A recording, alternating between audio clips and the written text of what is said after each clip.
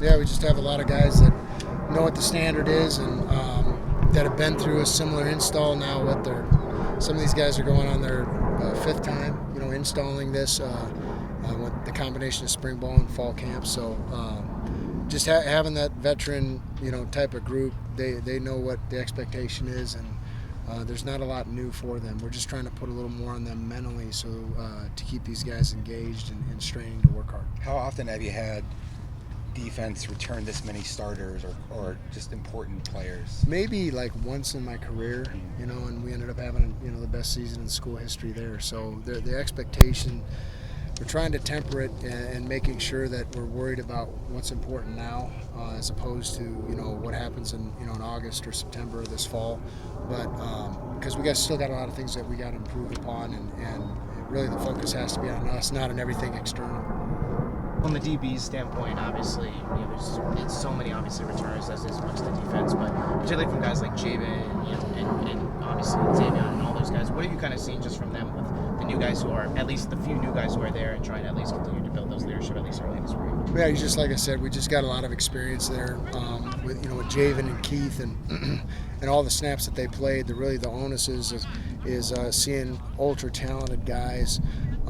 Like Rodney Bimage and Plash Johnson, and in addition to Nyland, and we have new guys there like Joseph Smith as well. And really the idea is we want to build depth right now, so we feel like we don't miss a beat. If we got to rotate guys in, we stay fresh. We did that with the defensive line and with our linebackers last year, and you saw the results of that and how well we defended the run.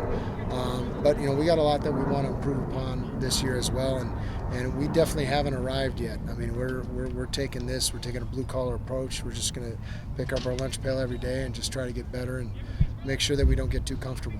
Both the Purdue guys that came over played more in, I think, man cover system over there. Mm-hmm. You're coming over here, and Shamari dropped into a lot of zone.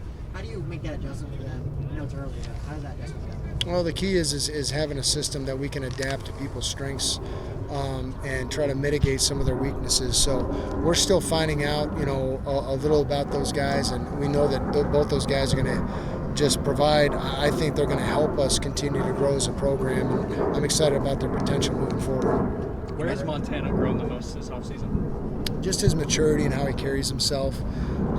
His first year and a half here, I think it was more of a wide-eyed approach, and I'm still trying to learn. And when you come from certain types of programs, maybe the learning process is learning a new language, learning new terminology, learning just new standards of how you're supposed to do things. Sometimes it takes guys longer. Sometimes they're able to assimilate right away. So Montana's right now, I've seen a change in him. I think he believes that the opportunity is now, and this is his time, and he's definitely putting the work in. Who are some guys over the venture that you noticed really put on some physical mass and made some transformations? I mean, CJ Fight is the guy that jumps out to me. Clayton Smith, he just looks bigger right now. They look just physically, just like bigger human beings. And I just say our defense, like when, I've coached at every level, and the one thing that you're moving up levels, and that your team is starting to look like the way you want them to look, which is a reflection of recruiting, a reflection of bringing new guys into your program, and this now going into our third year already. I mean, you look across the field, you can't see the other side of the field. I mean, we got some length, we have some bigger guys, and it's a testament to what we're doing in the weight room, and a testament to the commitment that those guys are making in the off season. They believe in what they're being taught, and they're responding.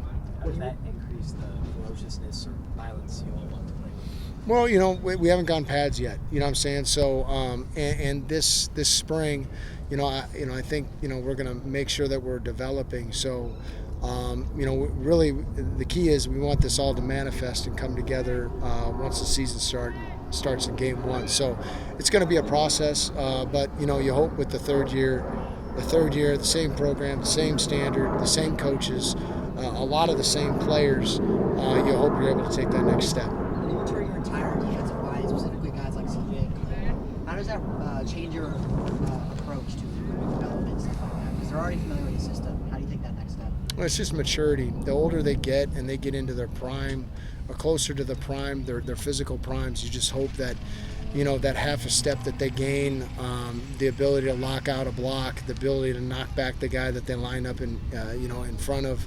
You know, if you have that experience and you have that maturity and that physical maturity and also system maturity, you know, you're able to play just that much faster and more physical. And you know, the combination of all things, you know, that's why, you know, we're expecting a lot, and it's going to take a lot of hard work, and we've just started steps 1 and 2, really, actually step 3, right? You know, the off-season weight training, step 1, practice 1, and then step 2 here being practice 2. So it's all part of the process, and we're trying to keep the focus on just getting better each and every day.